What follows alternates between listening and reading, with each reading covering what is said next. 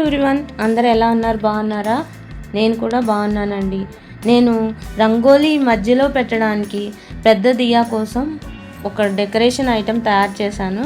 అది ఎలా తయారు చేశాను ఏంటి ఇప్పుడు చూద్దాం. ఈ ప్రమిదలు నా దగ్గర ఉన్న కలర్సే. ఈ కలర్స్ నేను కొన్నవి కాదు, అయితే ఈ అవుట్లైన్ వేయటం కోసం మాత్రం కొన్నాను. కుందన్స్ అవి కూడా నా దగ్గర ఉన్నవే.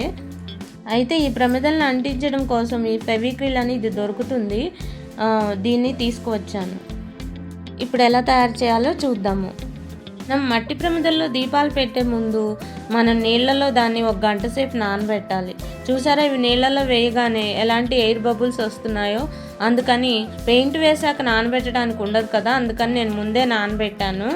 నానబెట్టకపోతే ఏమవుతుందంటే ఈ ప్రమిదలు మనం పోసిన ఆయిల్ని పీల్చేసుకుని ఒక్కొక్కసారి బయట కూడా వచ్చేస్తుంది ఆయిల్. అందుకని ముందే నానబెట్టడం మంచిది. నానబెట్టి బయటికి తీసి ఇవి బాగా ఆరిన తర్వాత వీటిని నేను ఒక పెద్ద పార్ట్ చుట్టూ అంటించాను అనమాట. ఈ ఫెవిక్రిల్ అని దొరుకుతుందని చెప్పాను కదా, ఇవి 2గా ఉంటాయి. అవి రెండింటిని కలిపి అంటిస్తే ఇవి బాగా స్టిక్ అవుతాయి. ఇద్దరు స్టిక్ చేయటం అయిపోయింది. తర్వాత నేను దీన్ని నా దగ్గర ఉన్న కలర్లో కాంబినేషన్ చూస్ చేసుకుని వేసాను అనమాట. నెక్స్ట్ వీడియోలో ఒకళ్ళు నాకు కామెంట్ పెట్టారండి, చాక్ పీస్తో ముగ్గు వేయకూడదు అని.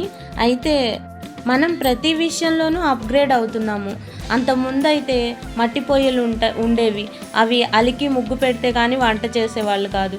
ఇప్పుడు మనం గ్యాస్ పొయ్యిలు యూజ్ చేస్తున్నాం కదా, కానీ గ్యాస్ పొయ్యి అయినా కూడా వాటిని తుడిచి ముగ్గులేసుకుని యూజ్ చేస్తున్నాము.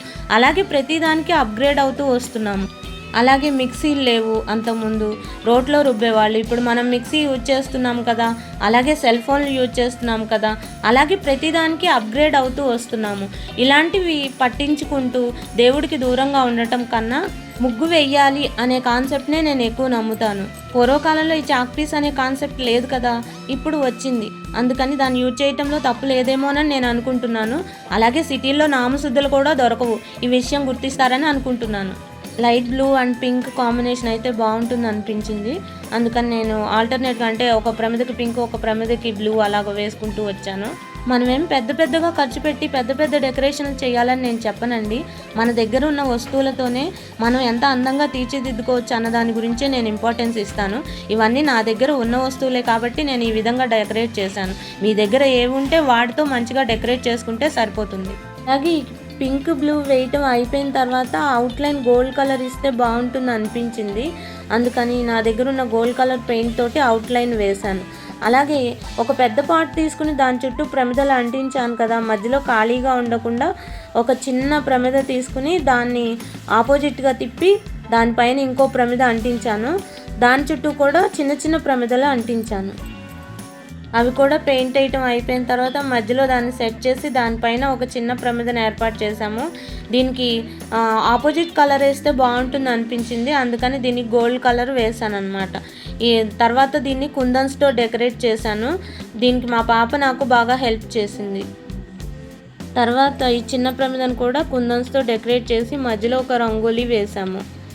చూడండి, అంతా అయిపోయిన తర్వాత ఎలా ఉందో మీరే చెప్పండి. మేము ఒక వాల్ హ్యాంగింగ్ కూడా ప్లాన్ చేసాము. అయితే ఇది కంప్లీట్గా మా పాపే తయారు చేసింది. దీనికోసం మేము హెక్సగాన్ షేప్లో ఉన్న కార్డ్బోర్డ్ షీట్ తీసుకున్నాము. ఇవి రెడీమేడ్గా ఏ షేప్ కావాలంటే ఆ షేప్లో దొరుకుతాయి. మేము అనుకున్న డిజైన్కి ఇదైతే బాగుంటుందని చెప్పేసి ఈ షేప్ తీసుకున్నాము. ఈ షేప్ తీసుకున్న తర్వాత దీన్ని ఫస్ట్ గ్రీన్ కలర్తో పెయింట్ చేసింది పాప. దీనికి ఒక కోటింగ్ అయితే సరిపోదండి, ఒక కోటింగ్ అయితే మీకు కార్డ్బోర్డ్ కలర్ కనపడుతూ ఉంటుంది.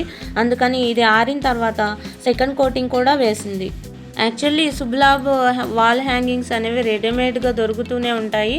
కాకపోతే ఏదైనా కొత్త తయారు చేయటం అన్నది మా పాపకు కూడా చాలా ఇంట్రెస్ట్, అందుకని తను తయారు చేస్తానంది.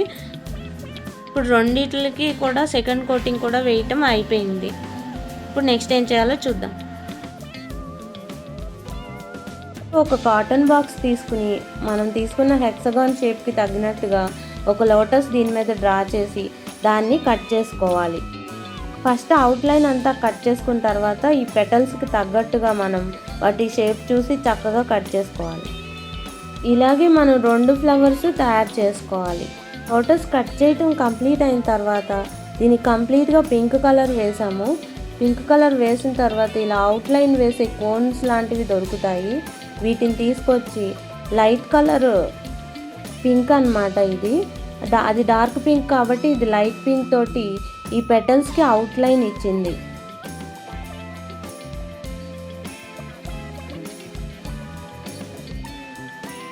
ఈ ఫ్లవర్స్ తయారు చేసుకున్న తర్వాత ఈ హెక్సగాన్ షేప్కి అవుట్లైన్ మొత్తం మా దగ్గర ఇలాంటి వైట్ కలర్ కుందన్స్ లాంటివి ఉన్నాయి, వాటిని మేము స్టిక్ చేసాము.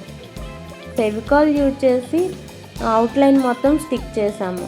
తర్వాత ఇన్నర్ లైన్లో ఒక సర్కిల్ షేప్ డ్రా చేసి దాని చుట్టూ కూడా ఈ వైట్ కుందన్స్ అంటించాము.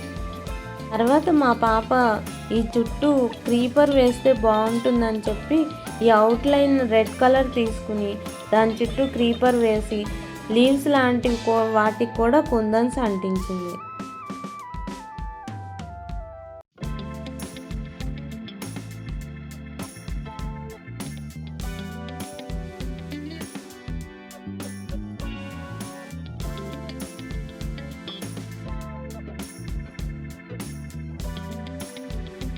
తర్వాత ఈ మధ్యలో డ్రా చేసిన సర్కిల్లో శుభ్ లాభ్ అని రాసాము.